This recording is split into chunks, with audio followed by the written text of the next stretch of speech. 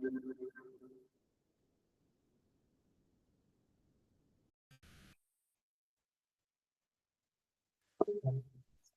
evening, everyone, and welcome to this evening's Licensing Committee meeting, the first of 25. This is an in-person meeting. Any councillors who are accessing this meeting remotely are reminded that you are not counted as being present for the purposes of the Local Government Act 1972, and you may not vote on any item under consideration. You may, however, contribute to the discussion and participate in a non-decision-making capacity. This meeting will be live streamed for public viewing, and a record of the decisions taken will be published after the meeting. For those of you who may not be aware, Samantha Mathis, our former late night levy manager, has recently left the council. And I would like to publicly put on record my thanks to Samantha as chair of the Licensing Committee for her efforts in the building and maintenance of Hackney's evening and nighttime economy, one of the largest in the UK. Under her leadership as late night levy manager, the evening and nighttime economy developed a reputation for being vibrant, safe, inclusive, and diverse. Samantha's work has been recognised and held in high regard, not only across London, but nationwide. And I would like to take this opportunity to wish Samantha all the best in her future endeavours, and I'm sure that she will retain her relationship with Hackney in her new role at the GLA. So Samantha, if you're listening, please make sure that we continue that relationship, because you were fantastic. That'd be great.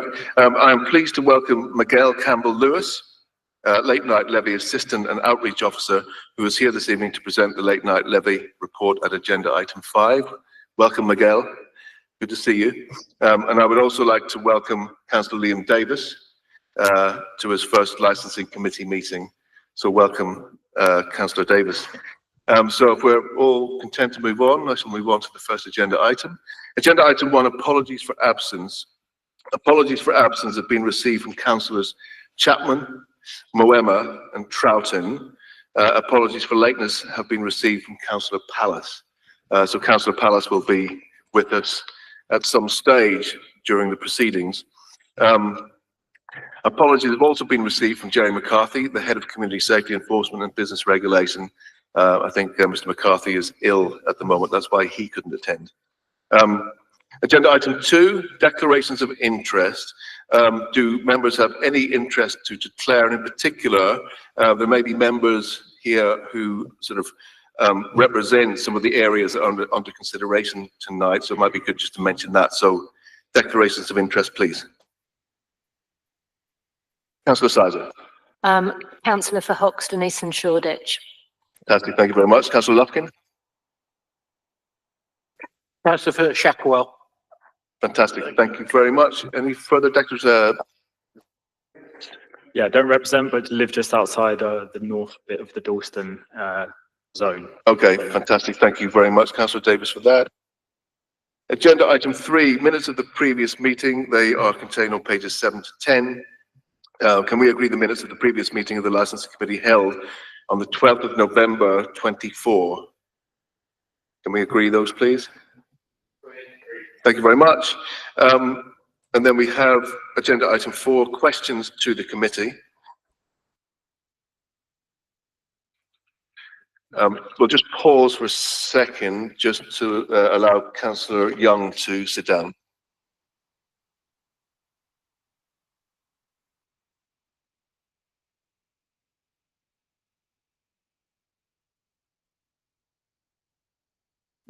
Yes. Can I just ask you who you are? Are you with Councillor Young? Are you with Councillor Young? No. And who are you? Sorry? Oh, you're a member of the public. Oh, you can sit there, it's fine. It's up to you, really.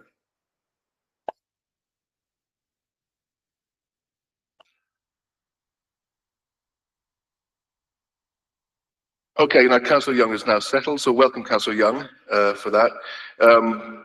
So questions to the committee, no questions have been received. That's agenda item 4 we're on. Councillor Young, just to bring you up to date. So we'll move on to agenda item 5. So agenda item 5 is the Late Night Levy, Year 7, Quarter 4 updates, pages 11 to 16 in your documents. So I'd like to invite Miguel Campbell-Lewis, the Late Night Levy Assistant and Outreach Officer, to introduce the report. Miguel, over to you. And I think Miguel's going to make this one quite quick, this one, because it's his first one, and we want to crack on to the next agenda item after this. Thank you, Miguel. Hello, everyone. Yes, as you said, we will make this quite quick. So today's the total receipts of year 7, quarter 4 amounted to 81,933, bringing our year-to-date amount to 456,044 pence. There have been a total of 147 nightlife and security staff that were trained this quarter, compared to 201 last quarter. Our nighttime space have become sharp, responding and highlighting issues, and that's been noted in quite a few venues. We have made a total of 192 engagement visits or advice sessions, which were conducted across the borough, compared to 194 last quarter. The majority of advice given was in relation to TENS advice, temporary events notice, licensing advice, noise advice, and general check-ins. We have sent out at least 6 planning alerts over this period, which alerts venues to new applications in their local vicinity. That also allows them an opportunity to make comments and representations. For the Hackney Nights portal and accreditation scheme, we have had 2 new accredited venues to add, and as of the 29th of January, we have now got a total of 52 accredited venues, which represents 7 more venues since the last quarter. We have had 3 new additional signups since the last quarter. Over the time, we've also had Hackney Nights pop-up venues, and then this also included Freshers Week as well as Halloween, teaming up with Turning Points and the VOG team for the 16 Days of Activism Against Gender-Based Violence pop-ups in Tabernacle Street and Rivington Street within Shoreditch area. These were the 2 busiest times during the last quarter. Members of the public were able to access free water, peas, coffees, biscuits, condoms, lollipops, flip-flops, and just also have a general space to speak to anyone that they would need. The Hackney Nights medics were also on site to provide medical service. The team also raised awareness around a variety of issues, including thefts, harassment, substance and alcohol abuse, domestic violence. We achieved over 400 engagements each night, as well as providing safe space, charging mobile phones, de-escalating fights, as well as just creating a safer zone. We've also, over the last quarter, done accreditation testing, and that includes for safer response when it comes to Ask for Angela.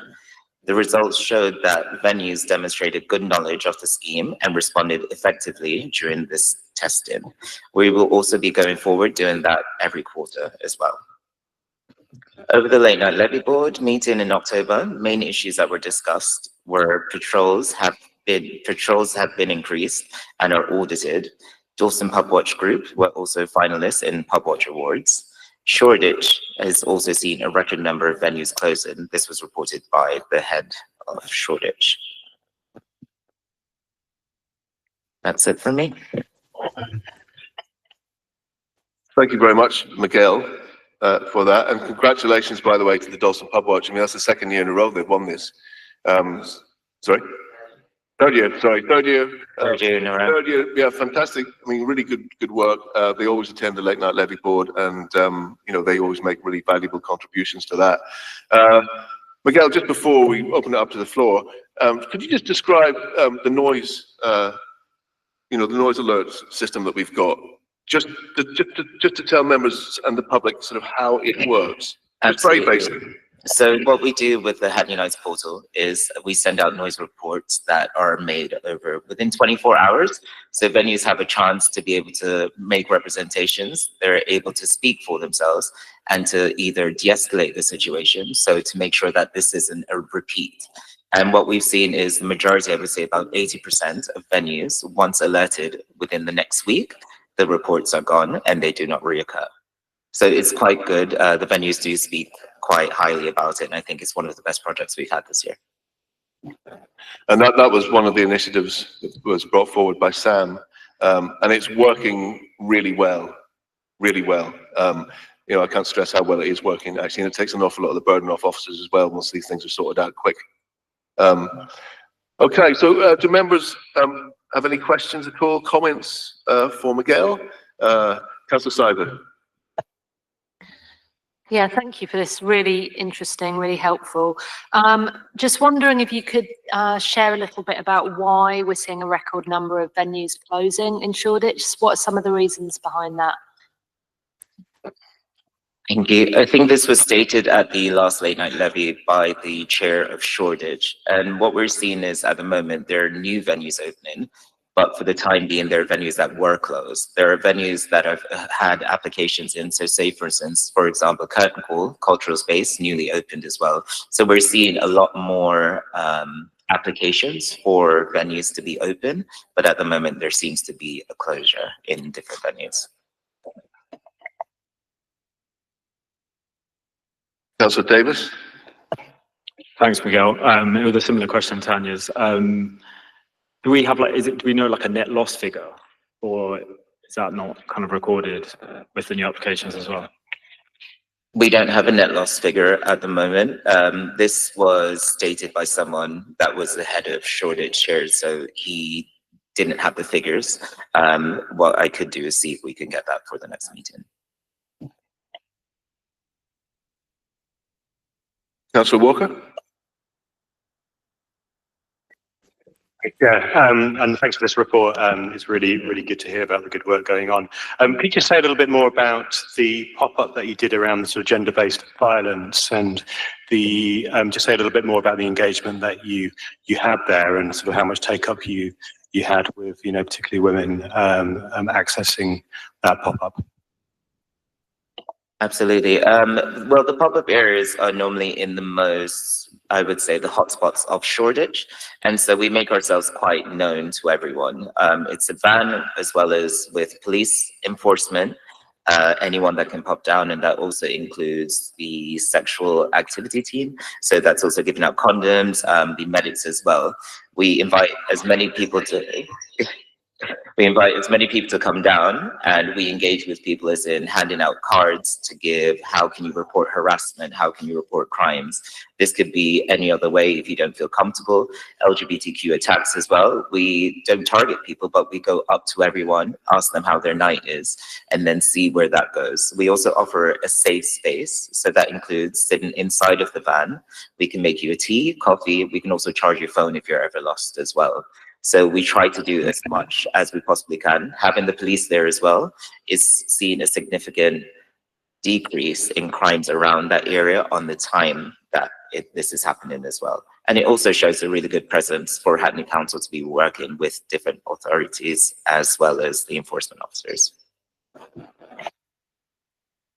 Yeah, thank you, Miguel. I mean, I would say that if you haven't been down there to see how this works at the weekend, Friday, Saturday night, it's definitely worth going down to have a quick look. They meet in Hoxton Square predominantly, don't you? That's where you start off at around about 9, is it? We meet in Hoxton Square at 9 p.m. and we discuss the night and what's ongoing. This is with other bars in the area, as well as police, as well as enforcement too. So we start off at 9, the pop-up starts at 10.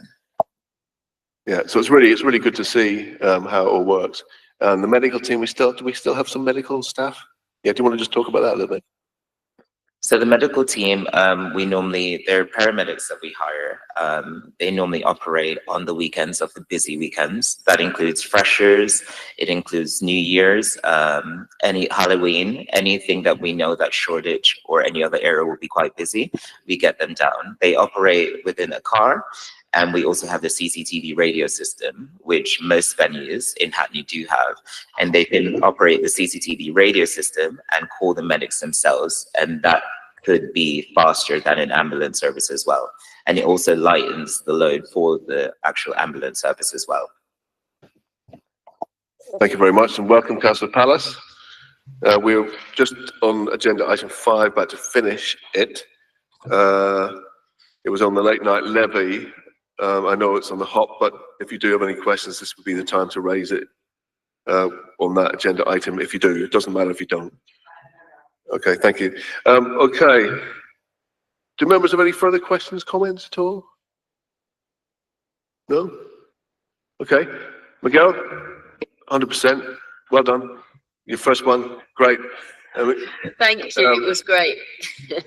Fantastic. So, yeah, good job. Great. Okay, so let's move on then to agenda item 6, which is the substantive item this evening.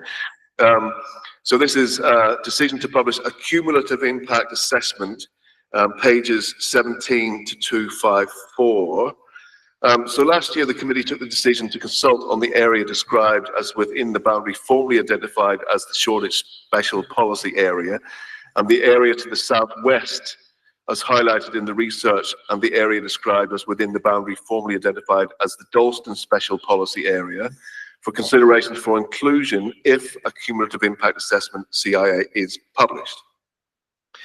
The consultation ran from the 29th of July to the 20th of October.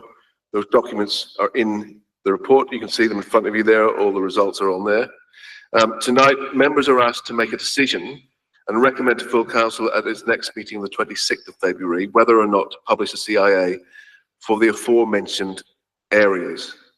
And the aforementioned areas in this case are Shoreditch and the other areas Dalston. Two distinct areas, Shoreditch and Dalston. Okay, so can I now ask please the business regulation team leader, licensing and technical support, to introduce the report please, David Chewett. Thank you very much. Thank you, Chair. I just prepared a few slides just to help provide a bit of background on both cumulative impact as it's set out in the guidance and just very, very briefly, the research findings of the research that we commissioned. So let's get us, bear with me a sec. Oh, the technology works for me.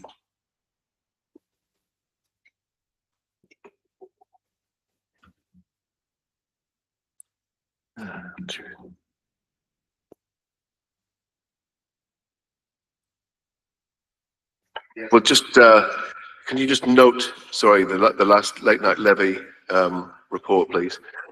Forgot to do that. Thank you very much. Thank you, man.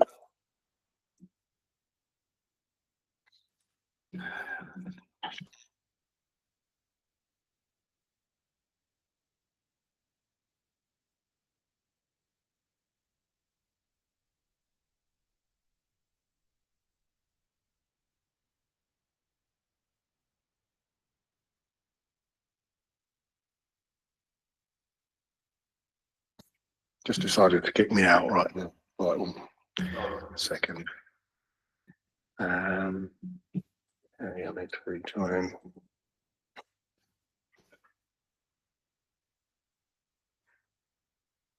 Deep breath, everyone. It's fine.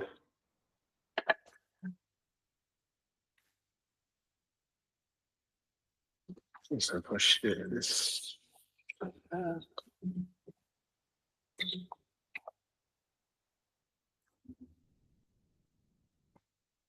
Yeah, so as I was saying, I'll just run through a couple of slides on cumulative impact and just kind of highlight what the research found, or some of the findings, I think the key findings. So what is cumulative impact? What steps do we go through, or are we required to, as set out in the Home Office guidance in publishing a cumulative impact assessment? What did we do here in Hackney? And then some very, very brief findings of the research. So this is an extract from the guidance issued by the Home Office under Section 180 of the Act. The concept of cumulative impact is described within the guidance and used by licensing authorities within their statements, and essentially that was since the commencement of the 2003 Act. In addition, the Home Office changed the legislation slightly, and cumulative impact assessments were introduced by the Policing and Crime Act 2017 with effect from 6th of April 2018. Some might remember we published a licensing policy in 2018, so just around the time that the legislation changed and that came. Can I just stop you there 1 second? Just want to check. Can you, everyone hear David okay? Right. Oh, bit quiet. Okay. Right, just, Okay. Just checking. So cumulative impact is the potential impact on the promotion of the licensing objectives. And I think the key thing to bear in mind is this is about the number of licensed premises in one area. But then the guidance goes on to say that in some areas where the type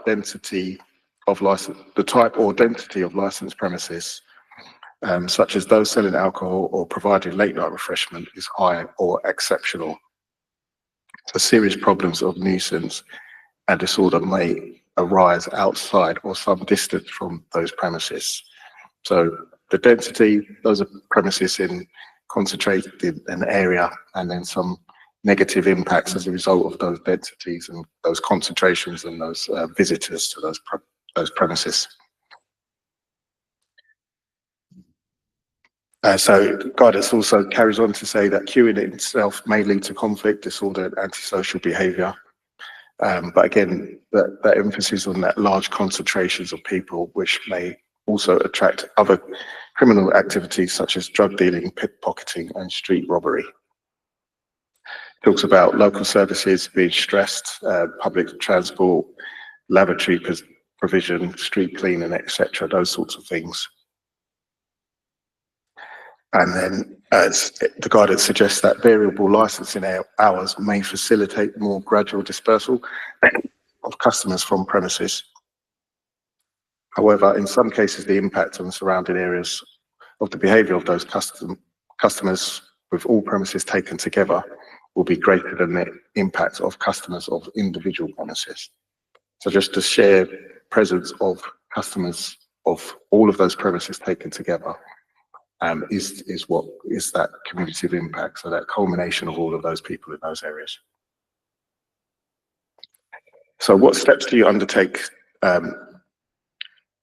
What steps are to be followed in considering publishing a CIA? So we identify that concern, I think long-standing concerns in Hackney about certain areas of the borough. Consider whether there is good evidence. So we then commission evidence to consider, to present and then consider. And if there is evidence that problems are occurring, identify whether these problems are caused by the customers of licensed premises. Then we have to identify the boundaries. That's why we present a map with a boundary around the area. And then we go out to consultation. So what did we do? We commissioned 6 till 6 Limited in conjunction with Make Associates to carry out some research on our behalf. They looked at 5 areas essentially: Shoreditch, former SPA in the extended area, Dalston, former SPA, Broadway Market and London Fields combined, Hackney Wick and Hackney Central. So some findings of the research. Shoreditch remained Hackney's most significant hotspot for recorded crime and LAS call-outs, as well as fixed penalty notices and logged CCTV incidents. It's the area of the borough that experienced the most crime.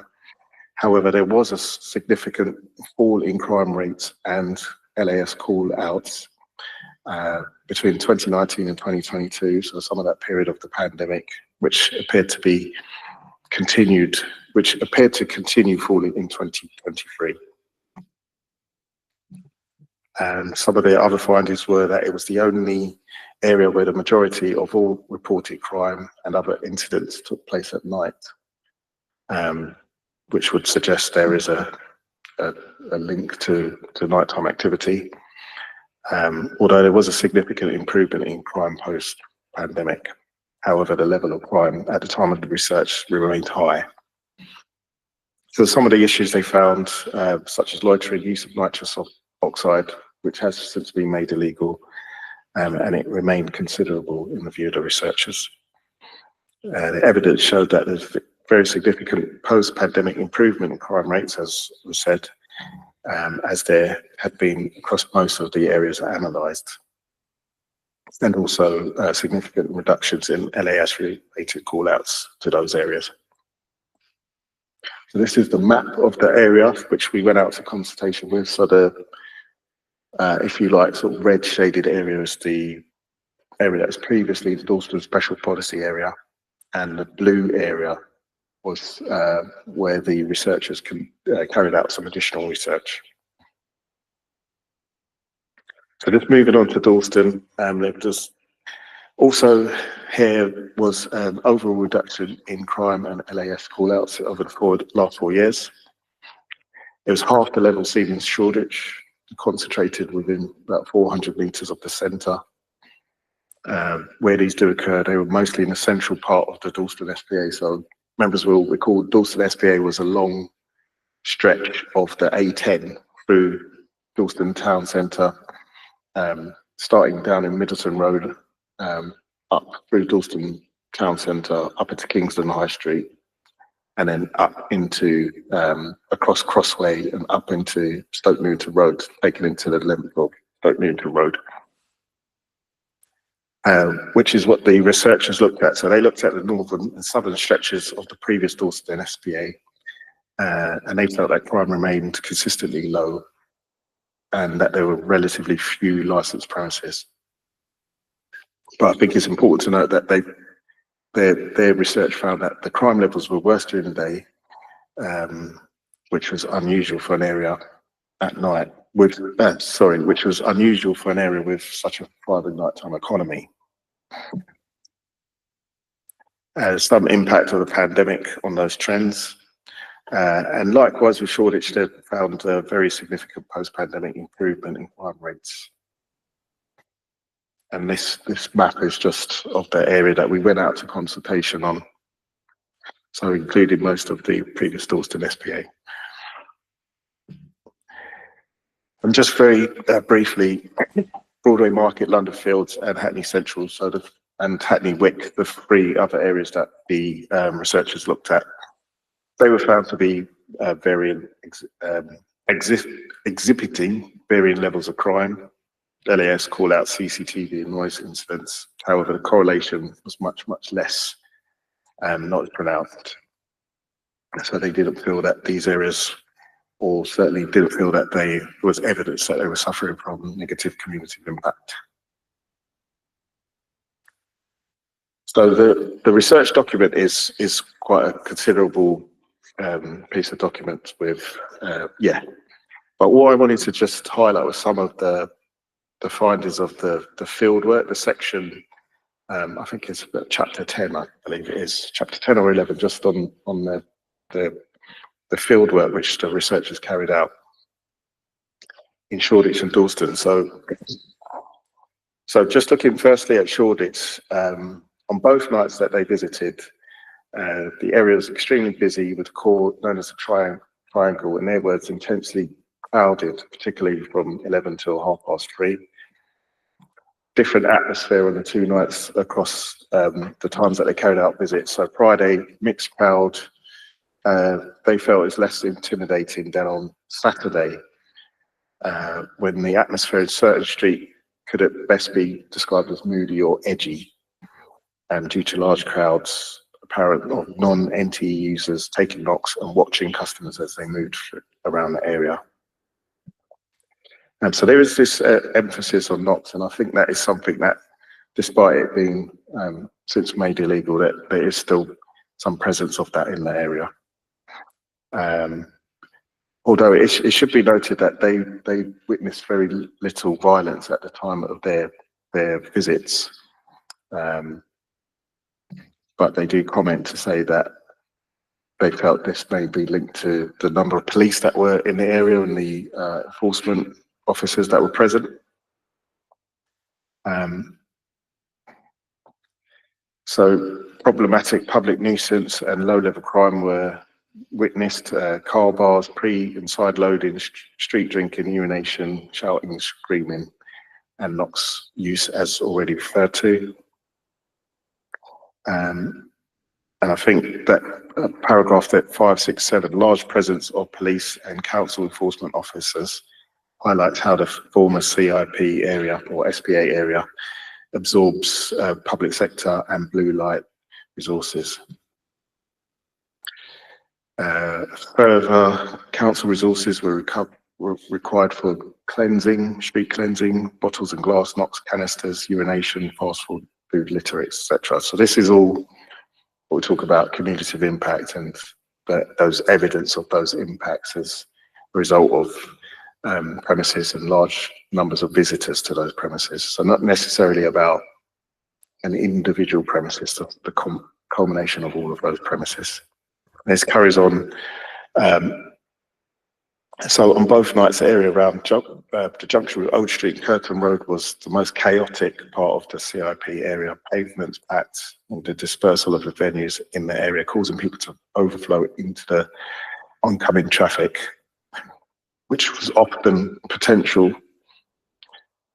or presented potential for serious or even fatal pedestrian or vehicle conflict. We've got quite a narrow pavement there, so that was something which was noted by them on both sides of the road. I felt this was worth pointing out. So 571, another phenomenon that appears unique to the former Shoreditch SPA is its attraction to those who are not customers of the NTE. So they felt that this may be because they were too young, without funds to access the NTE, but we see large groups that are on the street, not necessarily users of the NTE, but just attracted to the area.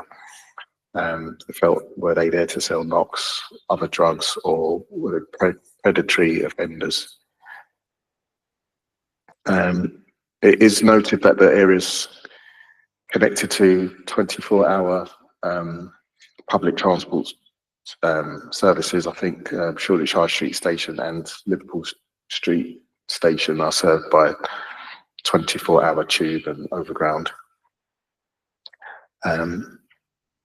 And then there's just a mention of Thames. But the researchers felt that there was a shift to a more mainstream 18 to 30s crowd, alongside cheaper drinks and strong competition, late night cocktail bars, and a continued homogenisation of the NTE. And they felt at the time of the visit there were a few creative and cultural venues left to attract a more bohemian clientele. So I think it's a case of, do we feel that that Shoreditch area has changed at all since this research was carried out? Just moving on to Dalston as well. I think they just start by saying it is busy, or it was busy at the time of their research, of their visits, or their fieldwork, but friendly, with a friendly mixed crowds, can be quite loud, lots of Ubers, buses, socialisers, and late night spots to eat, drink and dance, but the type of noise is very much expected with this mix. Very different to the type of noise and dispersal issues that would be expected in a town with large late night mainstream bars and nightclubs at closing time. Felt that Dalston has a more diverse offer than Shoreditch and contains a good mix of restaurants, bars and clubs, as well as live music, electronic musics, LGBTQI+ venues. And I felt that this helps reduce the amount of problems in its NTE.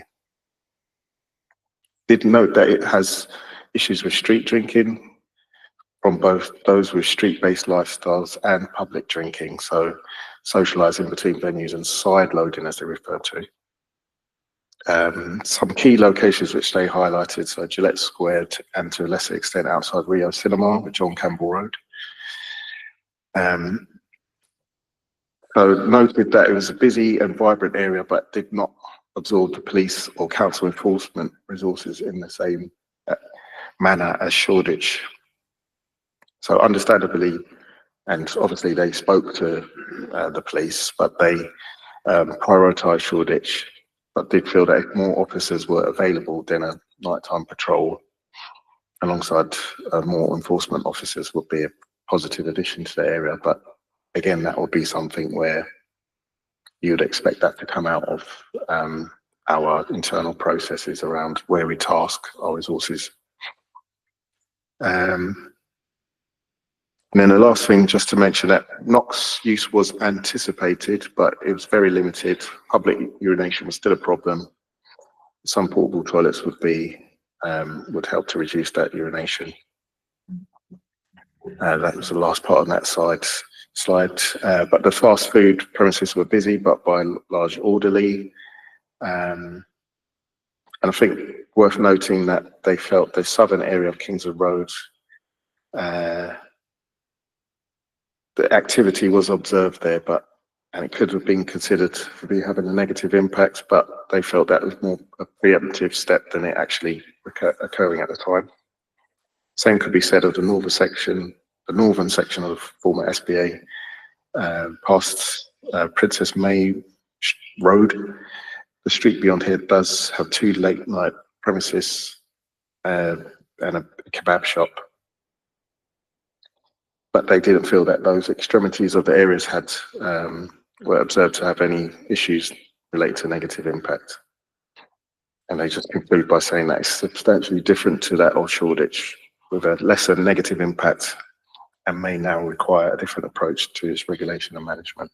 So those essentially, I just wanted to pull out that part of the report, just their sort of findings from their fieldwork that they carried out. So do we have any questions at this stage? Okay, I mean, essentially we need to sort of work out a structure for this kind of conversation, obviously. But I would draw members' attention to page 24 and 25 in the pack, 7.1, 7.2. We do need to explore officers' recommendations, which I'll allow David to do in the interim. But let's just take the question then from Councillor Lufkin at this stage to David, and then we'll go on to maybe try and structure this conversation a little bit better. Okay, Councillor Lufkin. So this is, I have other things to say later, but this is just a clarification question. The map that's handed out here, could you just explain what that is? Because it's not the special policy area. If it's supposed to be the special policy area for Dalston, doesn't go far up enough.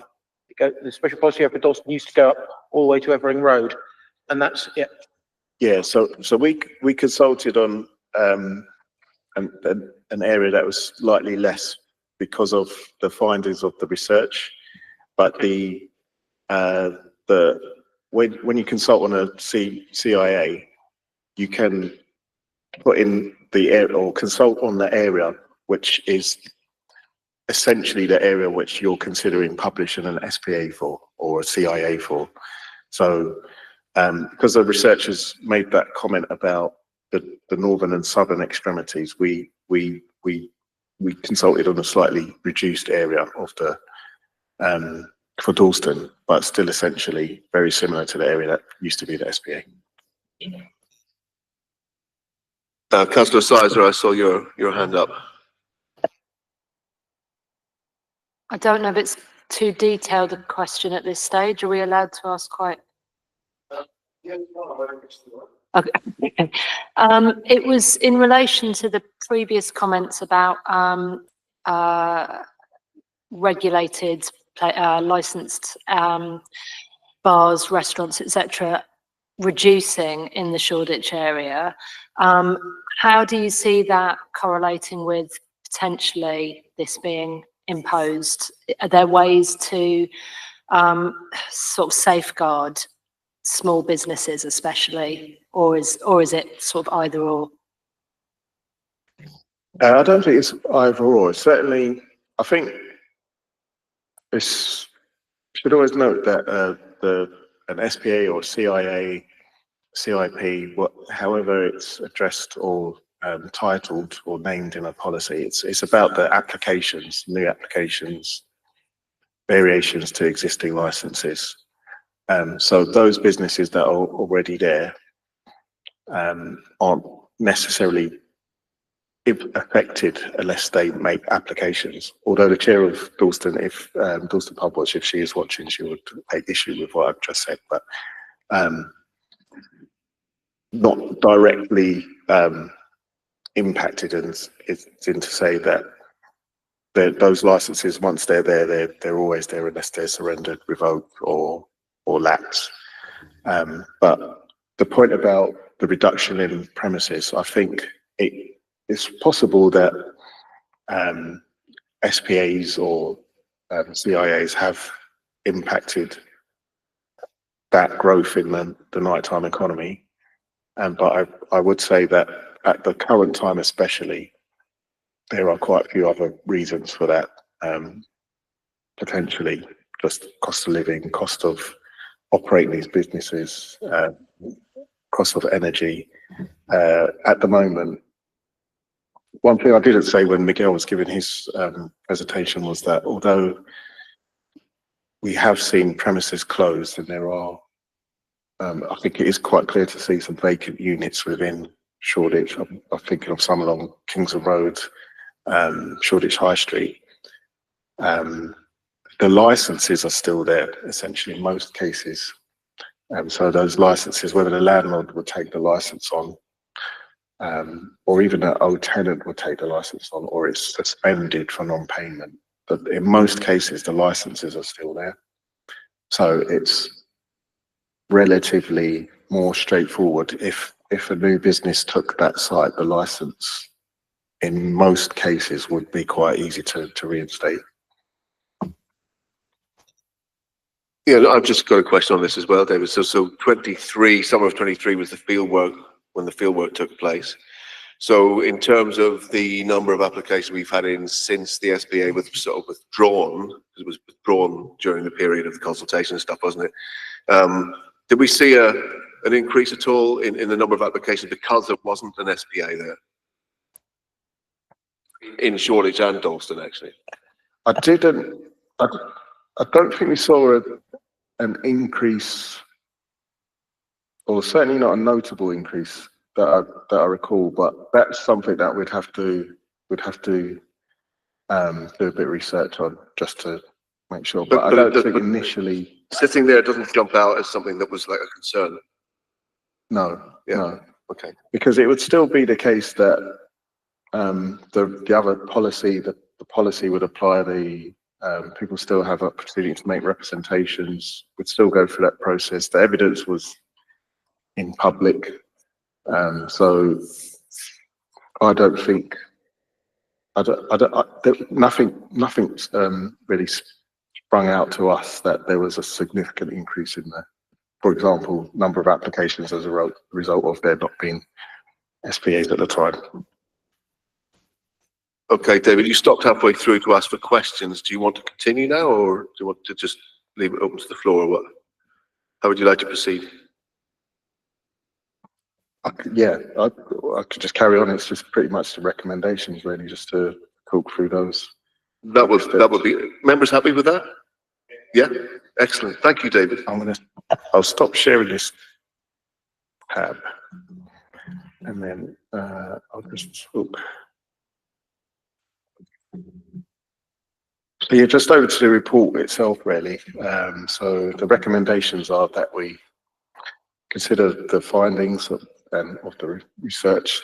So again, the research is quite comprehensive, but I just wanted to pull out that part of their findings.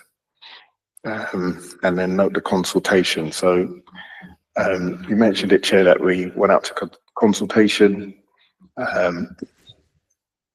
We consulted from the 29th of July to the 20th of October. We received 77 responses.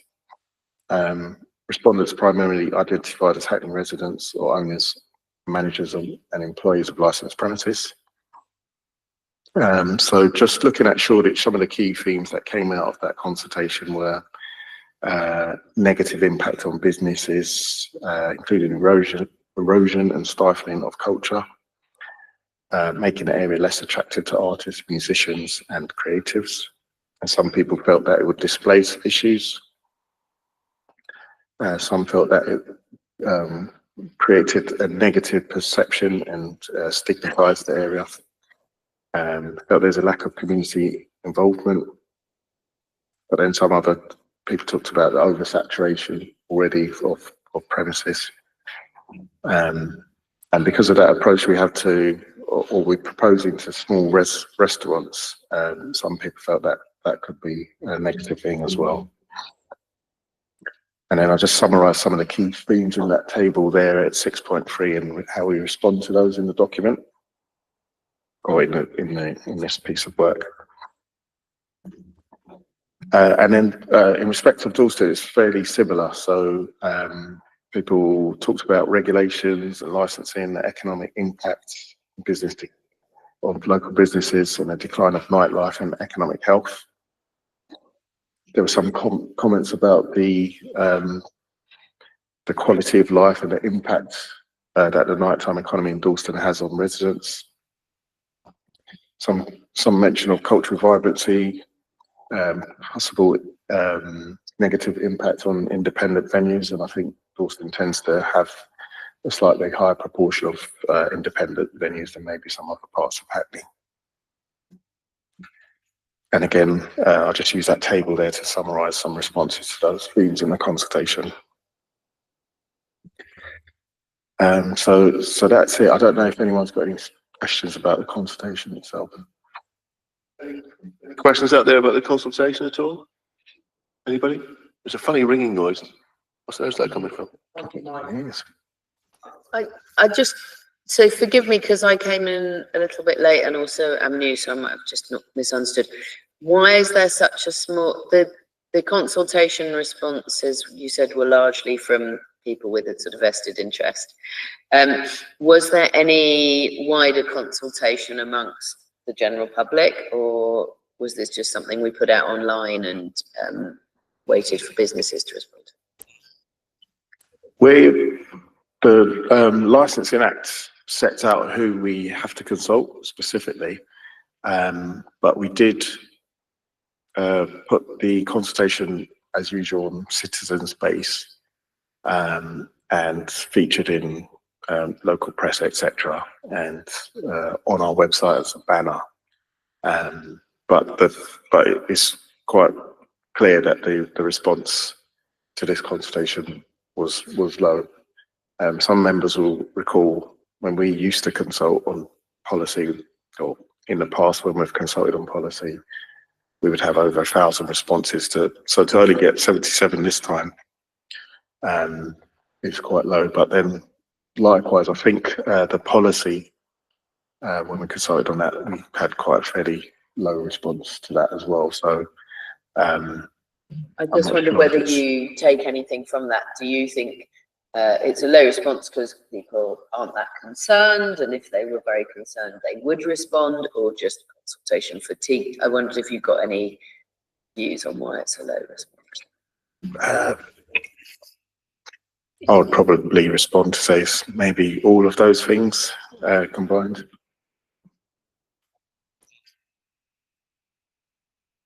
Excellent. Any more questions on the consultation at all, or observations even? Everyone content? Councillor Davies. No, I mean, I was going to maybe ask what Sarah just asked, but yeah, I did notice it was 80% white and 65% owning homes or mortgage owning homes. So it does feel a bit skewed in terms of who responded. That's it, really. Thank you. That is a fact. David, would you like to carry on? How close are you to explicitly recommending anything? Yeah, well, that's now. I guess it's so it's about that recommendation to full council, or those recommendations, should I say, to full council. So if I go back to paragraph 2, so we've noted the contents of the research, the report on the consultation. So it's 2.3 that the licensing committee take a decision on whether or not to publish a CIA in respect of the area on the map of Shoreditch, and recommend this decision to full council.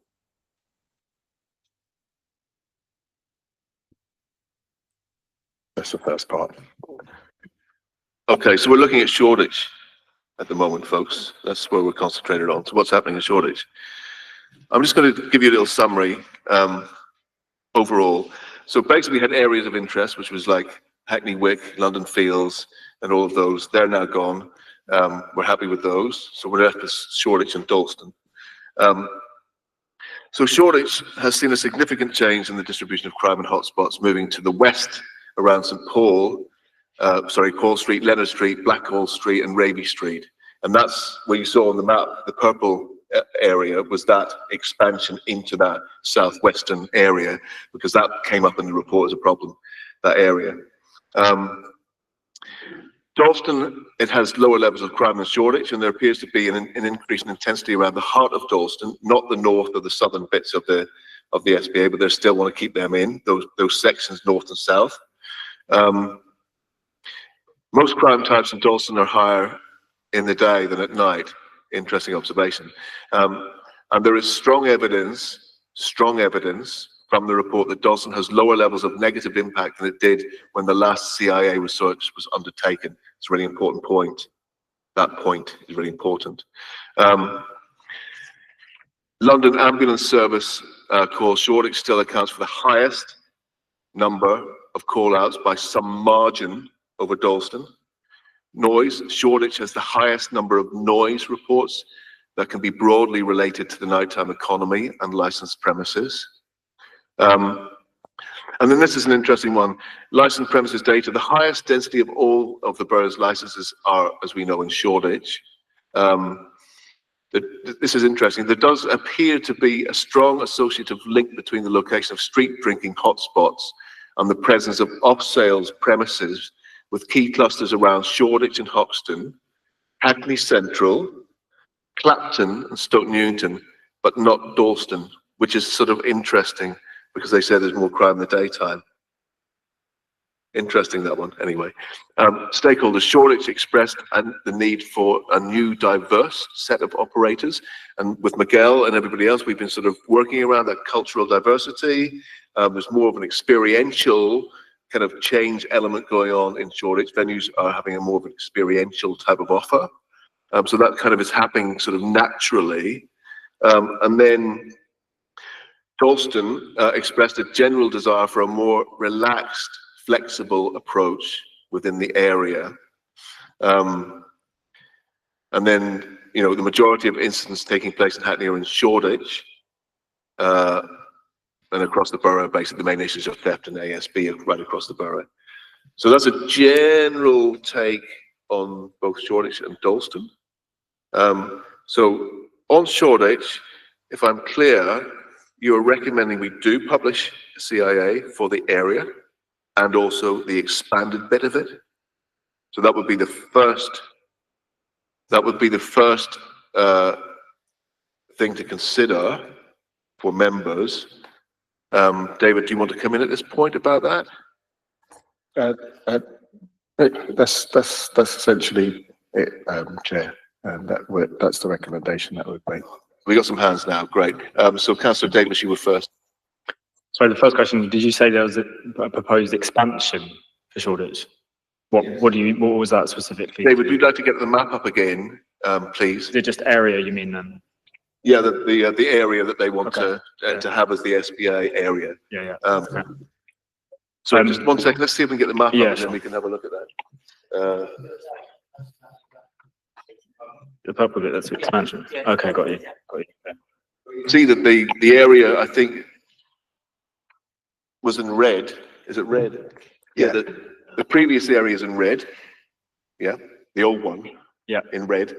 And then the expanded area is to the south and west of that the report indicated was a problem. And that's in the purple box. So that's where the expansion would take place at 2. So that purple box would now turn into red. And so is this right now a CIA, not an SPA? No, so the red area used to be CIA. So none of it's a CIA or SPA at the moment. Yeah. But what we're recommending is that all of that area there, that a CIA is published in respect of that area. Okay, and Councillor Young? So I understand, publishing the CIA means adopting the CIA, Yes, implementing yes, the CIA, that's right? it, yeah. Because we published it, right, by having it at this. It's a terminology issue, Yeah, basically, but okay. yeah, that's it. If we publish it, it's adopted, yeah. Thank you. So I have a separate question. Just thinking about how the areas compare. We've said, for example, Broadway Market has much lower levels of all sorts of crime and antisocial behaviour. Are the numbers on those things just the number of actual call-outs for the ambulance service? And when we say lower numbers, do we mean actual numbers of call-outs for London Ambulance Service and police? I'm just thinking about Broadway Market is a quite short street, whereas Shoreditch is quite a big area. So the fact that we've got fewer call-outs on Broadway Market than in Shoreditch is not surprising because it's much smaller. When we're talking about the numbers, are we talking about actual numbers or numbers, percentages, or what? I'll just have to refer back to the research because I believe they categorise as at nighttime alcohol-related ambulance call-outs, and not just say all ambulance call-outs. I suppose what I'm trying to get to is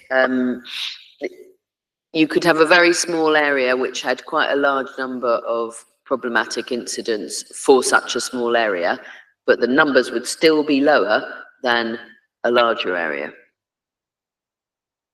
So I'm trying to get a sense of how problematic these other areas are compared to Shoreditch. So even though Shoreditch has a larger number of problems, are these other areas like Broadway Market or Hackney Central, which are smaller areas, also problematic, but you've got fewer call-outs because they're just smaller areas? I think there may be, so the ambulance call-out section in the research is the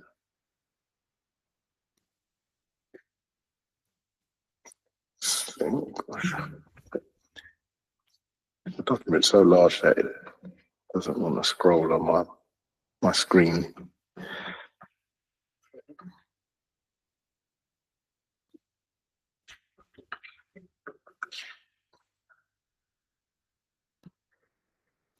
So it's section 5.1 of the research document that sets out the methodology. I mean, I think Councillor Young, in the report, essentially, all those areas of interest, the ones you're talking about, Broadway Market and all the officers and everyone else, the police have looked through the report and we don't feel that they're a problem. So we're not really discussing those tonight. They're gone. We're discussing Shoreditch and Dalston. Yeah, Everyone's happy about these. I understand that, thank you. Any more to add on that, David? No, I need to say if the councillor wishes to find out a bit more about that section is quite detailed within the research itself. It's an interesting point, though, Councillor Young. Anybody, Councillor Davis? Sorry, I had a follow-up. I guess I'm just thinking, like, what is the rationale for wanting to expand the area here if we are seeing like the improvement? I acknowledge like NOS and public urination obviously an issue, but I guess does expanding that really, is that going to necessarily solve that as opposed to like, public awareness, health, or public toilets? So like, why do we need to necessarily expand this if we've seen for the last 4 years, you know, crime going down, LAS call-outs going down? Like we're heading in the right direction basically. So do we need to expand that area? Be interested to hear the rationale for that. I think, well, the research identifies that the level of those negative impacts for certain activities or for certain issue types, there has been an improvement in those numbers, but it does remain much higher than any other part of the borough, especially at night time. So although it is heading in the right direction in terms of downwards, it's still at a level to which causes concern. But it should always be remembered that community of impact is not a blanket refusal of new licenses, of variations to existing licenses. It just means that the applicant has to demonstrate that they won't add to those negative harms that have been identified in this particular case, in this research. So we've asked the applicants to demonstrate that in their application. Okay, I've got three. First of all, Councillor Lufkin. Thanks. Got a few points to make. First of all, I think we probably all welcome the quite substantial reduction in crime that's happened in these areas. I mean, a lot of the crime was alcohol related. So I do think the special policy area, when it was in place, made a difference, and we should welcome that. I've been a councillor for Shackwell since 2014. I mean, when I first came, so I was there when the special policy area was just after the first special policy area was introduced. And it was popular at the time when it was introduced. We used to have a situation whereby realising the different levels of saturation, we had a stricter policy on granting new alcohol licenses in Shoreditch than we did in Dalston. And I thought that was the right thing to do. You know, Shoreditch was or is at saturation point, whereas in the Dalston area, there was a real presumption against granting any more late night places, but if you kept within the hours, core hours, you were okay. I think we need to go back to something like that. And I've heard discussions about special consideration areas. And I think we need to know what our options are, because I don't think getting rid of everything in Dalston. Yeah, let's just focus on Shoreditch for a minute. Is the right thing to do. Okay, if we're just focusing on Shoreditch, then I completely agree. Okay, fine. I'll come to that in a minute. Yeah, thanks. Councillor Sizer. Yeah, I welcome as well any reduction in crime in the area, but how much of that is to do with increased police presence rather than anything else? There's no doubt that increased police presence would assist in reducing the level of crime. But I think the policy approach is just one of a suite of tools that we use to mitigate those impacts that are identified in here, along with policing, our enforcement officer presence, CCTV, all sorts of things that we use to try and tackle those negative harms. Yeah, I mean, the reason I say that is I don't want us to become complacent that the direction of travel is naturally going the right way. I think the police presence has made a huge difference, and we're really grateful for that as the councillors there. So I don't want us to become complacent and think it's all just getting better and we're in the right direction. I still think it's an area that needs that consideration and multifaceted consideration, personally. Thank you, Councillor Sizer, for sharing that. Councillor Kennedy. Thank you, Chair. Yeah, I've just looking at the proposed expansion area in Shoreditch and reflecting on some of the hearings I've been in during the last 2 years since I came back onto the licensing committee. I mean, those street names, Luke and Leonard and Scrutton, are ones that I've heard residents talking about and complaining about the behaviour and the noise and the things that they found on their doorsteps in the morning when they get up. And it just feels, just from my own personal experience on licensing subs over the last 2 years, that it's the right thing to do to expand that area. Okay, thank you for that. Any further comments just about Shoreditch and sort of the emphasis on the expansion of the area, really, I'm kind of looking for? Mr. Walker. Thank you, Chair. Yeah, just sort of looking at the expansion of the area, and yeah, I mean, I do also welcome that as well. Just sort of going back to the issue around sort of crime and sort of high levels of crime in that area. Are there any concerns around the sort of police resource that we have at our disposal with expanding the area, and whether that will be stretched even further. I don't think so. I think, I'm sure the police would already cover that area. You know, I don't think they'll, for example, withhold resources, just because that area's not previously been an SPA. The police at the weekends, especially, through the areas that they prioritise, and late night levy, Hackney nights, tasking would cover Shoreditch, the area in the map, and even going up Kingswood Road into Hackney Road. So the police are very much there in that area, along with our own enforcement officers as well. Okay, so anybody else? I think the first thing we've got to think about, folks, is do we vote on the expansion of the area, first of all? So all those in favour for expanding the area?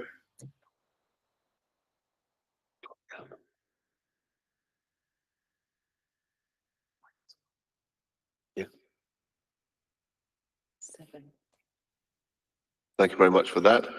And then the second vote is really to take a decision on whether or not to publish, and we use that language because that's part of the legislation. We're supposed to use that sort of language, publish. Publish a cumulative impact assessment, CIA, in respect of the areas shown on the map, Shoreditch at Appendix 3, which you've just seen, and recommend this to full council. All those in favour?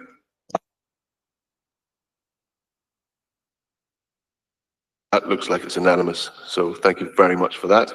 And that really does go to what the cumulative impact research review was really indicating. So that's good. Okay, David, now we move on to the next one, which is Dalston. If you would like to talk a little bit about that. And just before you begin, I just want to say something about this. In Dalston, there is basically insufficient evidence of cumulative impact, and it would be difficult to expect an applicant to demonstrate that their proposal won't add to the cumulative impact if we're not satisfied that there's cumulative impact already in this area. It should also be noted that a CIA or SPA are not measures that will address relevant issues from existing licensed premises. Those issues would need to be dealt with using other powers, such as an application to review. And remember, that's important.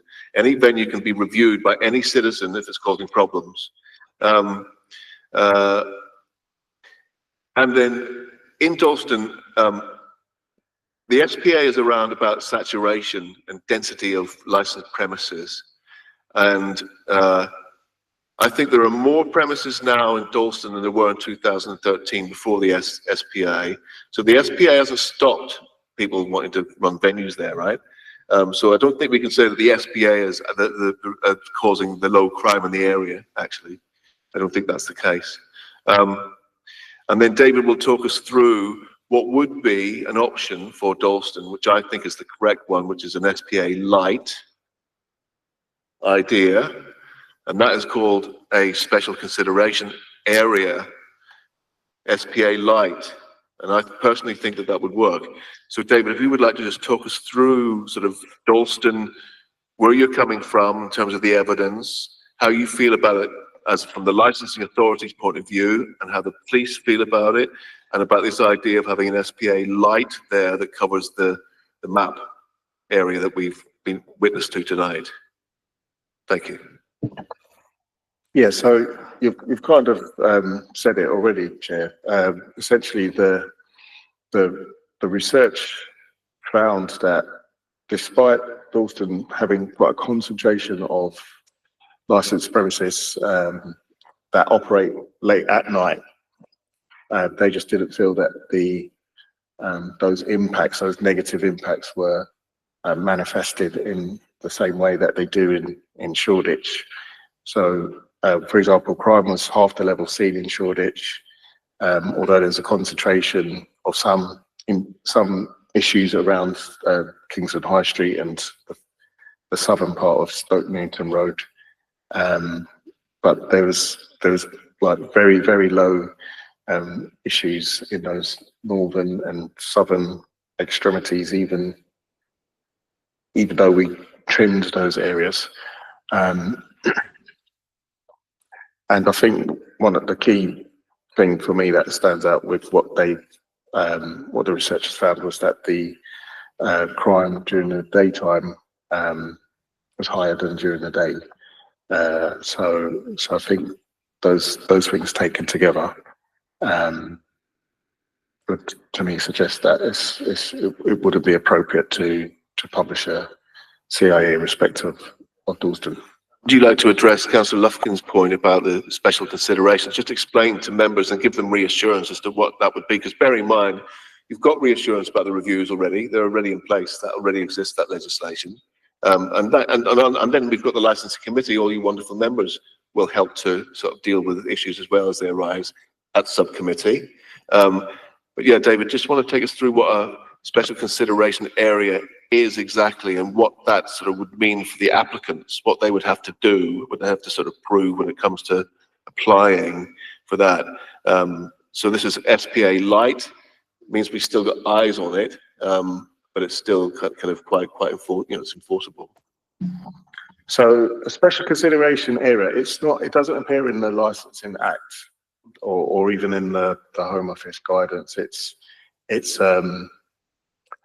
We developed that as a possible policy for this, almost like in between no SPA and SPA, and as you referred to it, Councillor, an SPA light. So what we say in the policy at LP 11 is that where an application is made within a special consideration area, the applicant is expected to demonstrate an understanding of the issues and concerns arising from community.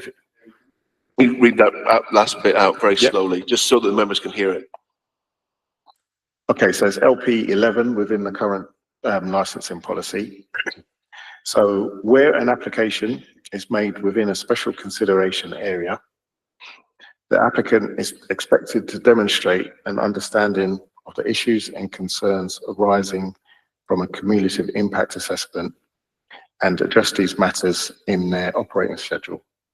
So the cumulative impact assessment research was carried out, and that's made some findings about, in this case, Dalston.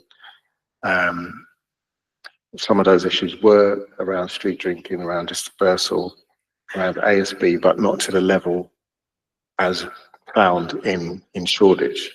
So we would expect the applicant to recognise that, but there's not that presumption to refuse their application, and that's the difference between a CIA and a special consideration area.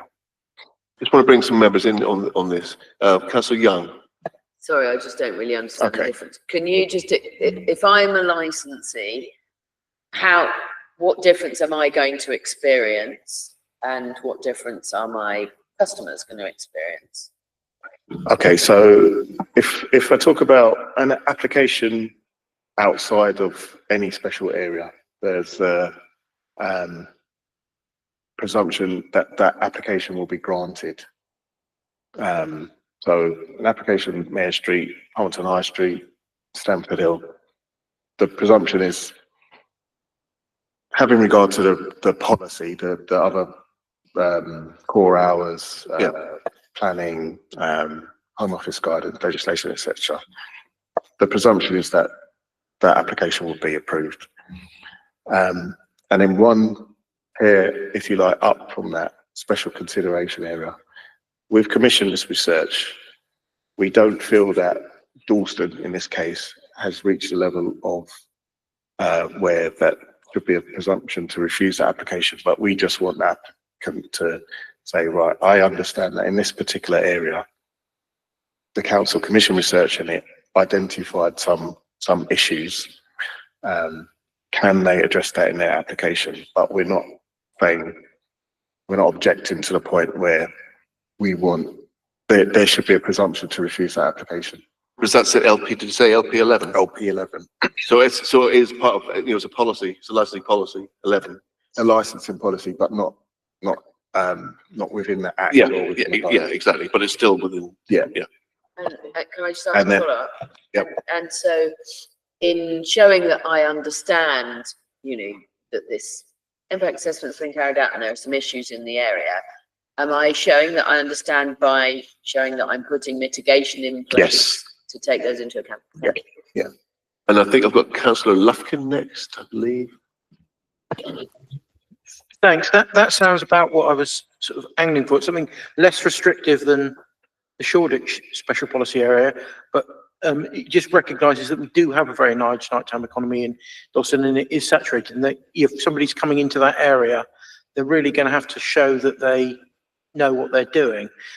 So just to clarify on what Councillor Young said, which is a really important question, I thought, is from the map, if you're applying for a licence in the area shown, which is slightly reduced from what the old special policy area is, it will be highlighted that you are then applying for a licence in a special consideration area, and that's what you'll need to address these things, things that you wouldn't necessarily have to address if you were applying for somewhere outside of that area. Is that right? That's right. So we would expect a bit more from those an applicant in that area than say outside of that area, an area where there isn't. Yeah, so you get better applications actually, you get more thorough applications, and you get people much more aware of the area that they're moving into if they say come from outside an area.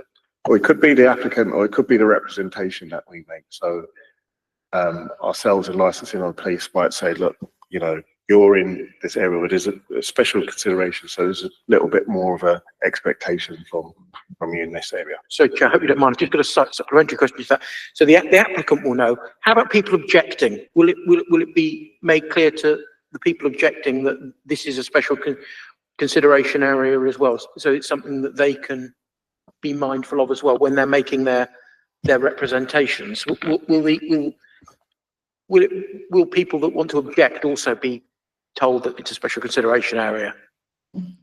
They'll be told insofar as, if they make representations, if they refer to the council's policy, it'll be there for those people to see whether they necessarily take that on board in making their representations, or at subcommittee or in their written representations. I'm not entirely sure if that would always happen.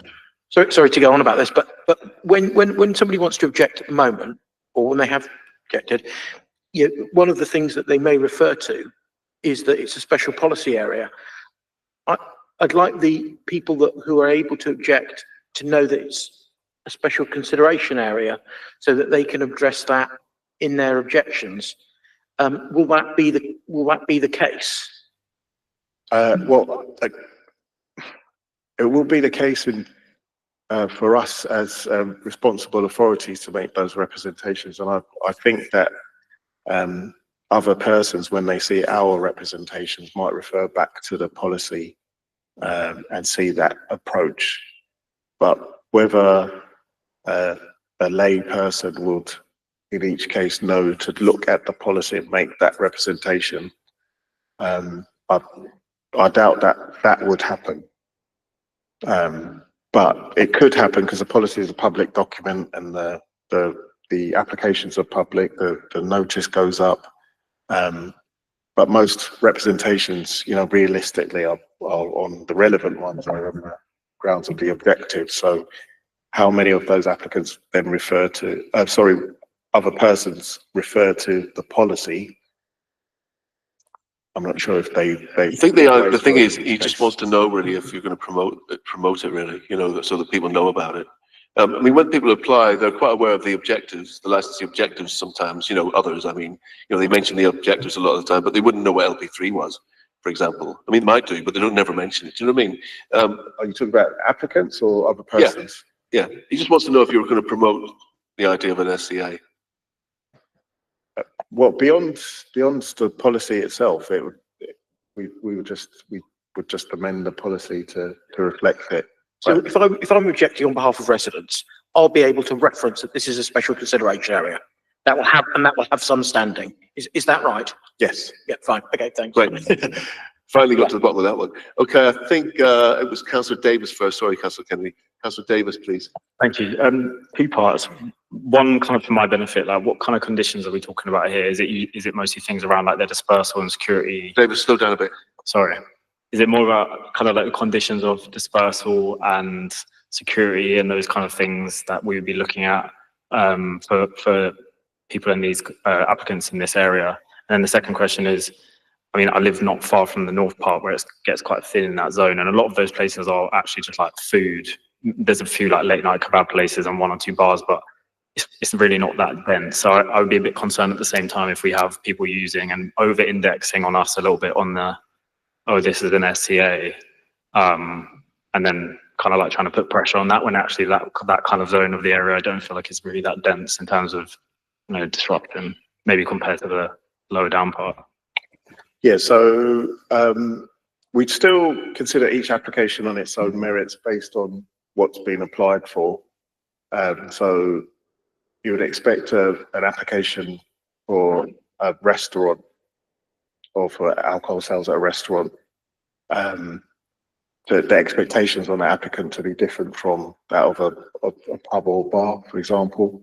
So in terms of conditions, you might expect a bar or a pub to attach a dispersal policy or plan to their application. But then likewise, a takeaway might expect to see if they're carrying out deliveries, do they manage their deliveries and how do they manage their deliveries? Because that was something, the takeaways were something which was highlighted in the research. So it'd be based on what the application is. So not necessarily a single approach to all types of application. And then the second part of your question was? Yeah, I'll just be a little bit concerned that at the north side of the Dalston zone, they're mostly like food related businesses, well, currently anyway. And so I just worry that if we obviously do include the SCA and we promote it, let's say, as opposed to just including it, I'm not saying that's what we would do, but that people who are objecting would make, oh, well, you said this and this is this part of the zone, and really, I don't quite understand why that north part of the zone, I guess, is really still kind of under consideration. Essentially, it's once you've got a zone, it's much easier to take away than it is to add. Is that the right way around? So maybe it's the other way around. No, that's the right way around. That's right, yeah. So the consultation is... say something very quickly about this.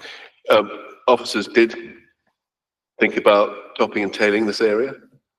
In other words, taking the north off and the south off. They went through all of that. They assessed it. They decided to keep it because it's easier to keep it than basically put it back in. That makes sense. Just in case. But there's no problems with the north. Yeah, I get that. I still just think like, why have it then? I should just, so the Act sets out that in our consultation, we give a general indication of the parts of the area which it's considering describing in the assessment. So whether it's that area or a smaller area or maybe a little bit more, that's essentially what we consulted on. And sorry, Councillor Kennedy, you've been waiting patiently there. No, mine was just going back to Councillor Lufkin's point about how you advertise it. I think the blue notice is a standard blue notice, isn't it? So you could put in there either the short, for example, if it was an application in Shoreditch, you can flag up that it was in a cumulative impact area. In the same way, you couldn't do that here. But can our papers do it when there's a license application? Is there a line where we say the address? Can we point out that, and by the way, this address is in? So that when residents look at it, they know, and then they can look up what that means. Do you see what I mean? Yeah, so if an SCA was to apply, then our representations, I say our licensing's representations, would reflect that. And our reports, that LP11 will be a policy consideration for an application in those areas.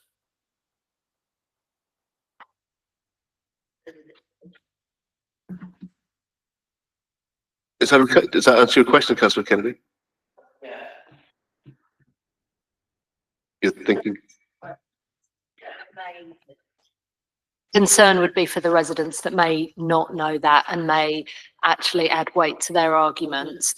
So obviously, if Councillor Lufkin was representing them, he would, you know, probably know that this has happened and be able to give representation accordingly. But general members of the public might not do. So I guess what we're asking is if is there a way to, the minute someone says, I want to object, can we immediately let them know, oh, by the way, this is in a special area? We wouldn't necessarily point that out, but we would, so if a member of the public, let's say, contacts us to say, I've heard about so-and-so application, I would like to, our response is pretty standard. This is our policy, this is what the considerations are. These are the licensing objectives for your representation to be relevant. It must relate to one or more of these licensing objectives. But we wouldn't go beyond that to sort of signpost to specific policies within the document. councillor Lufkin. Got a slight issue with it. I don't know what other people think, but like if you when you're dealing with applicant residents who are opposing stuff in the policy area, special policy area, they know it's a special policy area and they reference it. Here, I just don't know how they'd know. You know, it's like you know, we've all sat in enough licensing hearings. I know to say when you've got one in the special policy area, it says, look, this is the residents objecting will say, look, this is a special policy area. You've said this, that, and the other. But how are they going to know it's a special consideration area? And that's what I'm not quite getting. Councillor Kennedy had a good idea. You just put it on the notice, on the lamppost. But we don't put the notices up. The applicant does that. But I think residents come to know what the policy says. So, you know, hours, the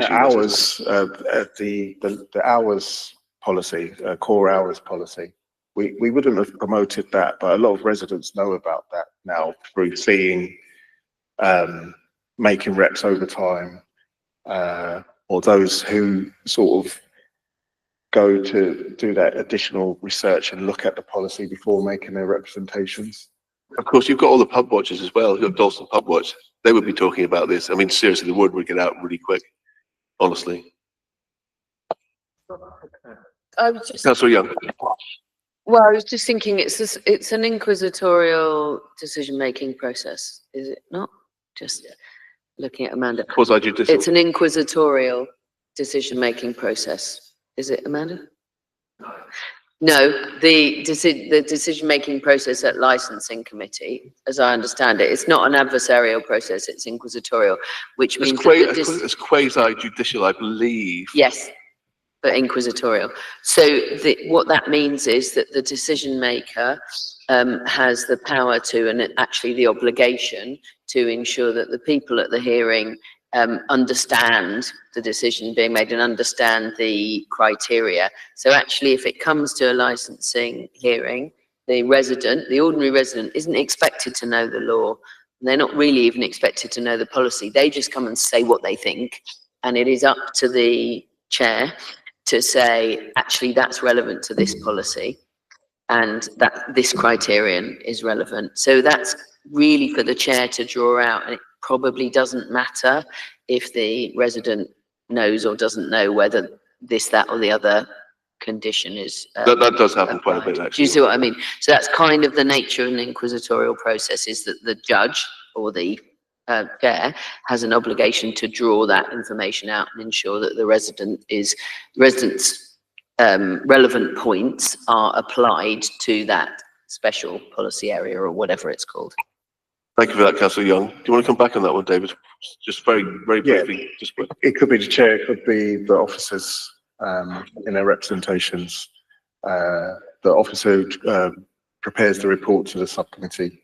If it goes to subcommittee, that makes that point. But essentially, I don't expect every resident to know in detail the policy. But there are those residents who make quite a lot of representations and are more likely to have the sort of background knowledge of licensing or the process, and they can, in their representations, make specific reference to points in the policy and sometimes the guidance and the act as well.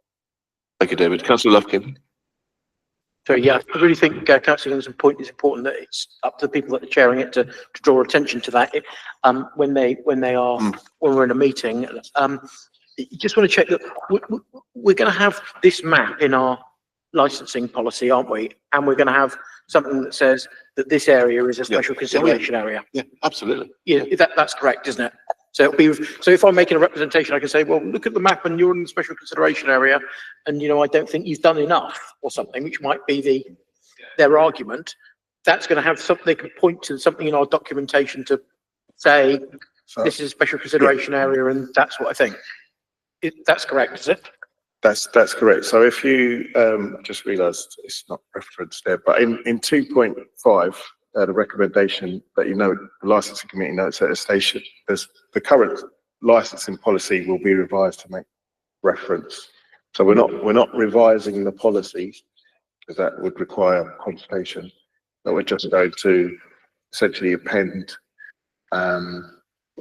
add some new appendices and the maps in the appendices to say that CIA or SCA would apply. That's all. Members, thank you very much. I think we've had a very thorough debate on this, to be honest with you, and I think it's good. It's been quite incisive. Thank you, David, for providing all your answers and your recommendations and everything. I think what I'd like to do is obviously, take a vote on this.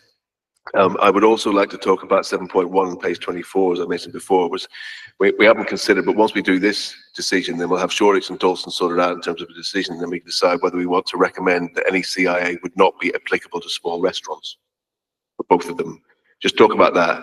7.1, I pointed it out earlier on page 24, but just let's forget about that for a minute. We can come back to that. So 7.2, page 25, important, and you've heard from the officer, the licensing committee may wish to consider not publishing a CIA in respect of Dalston, Appendix 4. You've had the alternative, which is an SCA. We basically investigated that quite thoroughly. I am content with a special consideration area from my point of view as the chair of licensing. So I would like to call a vote. Do the committee wish to recommend this to publish, yes or no?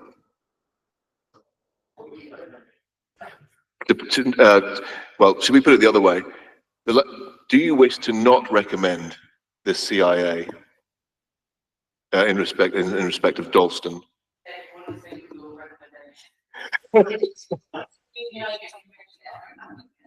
What's that?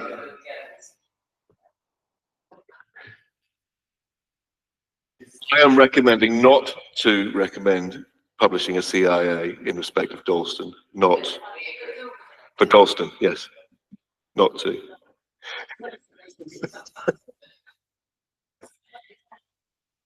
Sorry, sometimes these things get confusing. Okay, great, that's it. Thank you very much for that. Deliberations is 7.1 business, and we're thinking about Shoreditch and Dalston in this. So we can look at Shoreditch first. So 7.1, the licensing committee may also recommend that any CIA would not be applicable to small restaurants with no more than 50 covers, operating no later than 2,300 hours weekdays and midnight at weekends. So David, just want to explain this as to how that would work, and then we can maybe think about this. So that a restaurant would be a genuine restaurant. We receive an application. It clearly shows a kitchen. The applicant's prepared to sell alcohol, for example. That's only ancillary to a person taking a table meal, and it's within core hours. We wouldn't expect that to add to the community impact. Therefore, we would, if you like, want to exempt that those applicants from having to meet that policy requirement. We want to investigate this a little bit. Some questions, please. Councillor Davis. Yeah, my main question is just around like the number of covers and why we landed on 50. I'm just thinking like Dishoom is a massive restaurant in Shoreditch, but I don't really see them causing a problem for like crime outside the restaurant or in its immediate area and that sort of thing. 50 is just, it's a small restaurant. So we chose 50 as a number. That's not to say that 51 or 52 covers would immediately face a presumption to refuse their application, but 50, if you like, is a figure that we felt that is a small restaurant. Somewhere bigger, like Dishoom, might still have more of a consideration if we received an application of that size. But again, it's each case on its own merit. So there are other factors in the case of a restaurant of the size of Dishoom, which would come into play in that if we received an application for it. Any more questions on this? Everyone's sort of clear about it, about this. So should we do a vote then just on Shoreditch in respect of this? But is that does that answer the then? I'm not sure if it does. Yeah, I think my point is more just for food restaurants. I guess I don't really see why we would need such strong measures as opposed to maybe like a alcohol only licensed bar sort of thing. I think so. That smaller restaurant would be sort of totally exempt, and a larger restaurant, although it's still a restaurant, so alcohol sales are ancillary in that setting. Just wanted to differentiate between somewhere that's very, very small and restaurants that get larger, which, although they may not necessarily add to the cumulative impact per se, it's just a figure where we would start to look at that application as a potential establishment that could add to the cumulative impact, although likely to be to a lesser extent than, as you say, a bar or a pub. thank you, Councillor Young. Just very briefly, just wanted to note that it was also about the hours, wasn't it? So it's small restaurants with hours which are not later than midnight or not later than 11 PM, which I think does make a difference to the potential risks. Okay, everybody. I mean, from my perspective, I mean, I think this is safe. So I'd probably vote for it, just to let you know what my intentions are. And then we can have a vote now. So do we agree with this idea? Yes or no? So recommend that any CIA would not be applicable to small restaurants with no more than 50 covers, operating no later than 2,300 hours weekdays and midnight at weekends. All those in favour?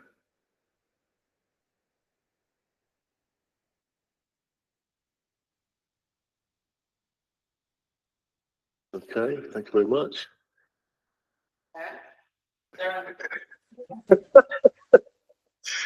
Thank you very much. And then likewise, we recommend, this is for Dalston, recommend that any CA would not be applicable to small restaurants with no more than 50 covers operating no later than 2,300 weekdays and midnight at weekends. All those in favour?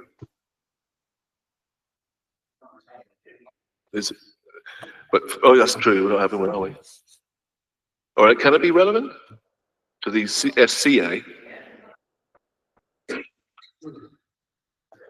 Technical point here. It could be relevant. Yeah. It could be relevant. Well, should we just do a vote on it anyway, and then we're covered? Yeah, exactly. So all those in favour? Yeah. Fantastic. Great. Excellent. Thank you very much, everyone. Thank you for a thorough debate. I thought that was excellent. Yeah. So, okay, Councillor Lumpkin. Yeah, do we need to vote on the special consideration area? Yeah, we did. We have had that vote, haven't we? Did we actually formally vote? I thought we just voted not to have the considered community of impact area. That's right, yeah, we've already done the vote. But, In sorry, Dalston. yeah. Did we actually positively vote for a special Yes. consideration area? Yeah. Oh, okay, sorry, yeah, I did misunderstood it.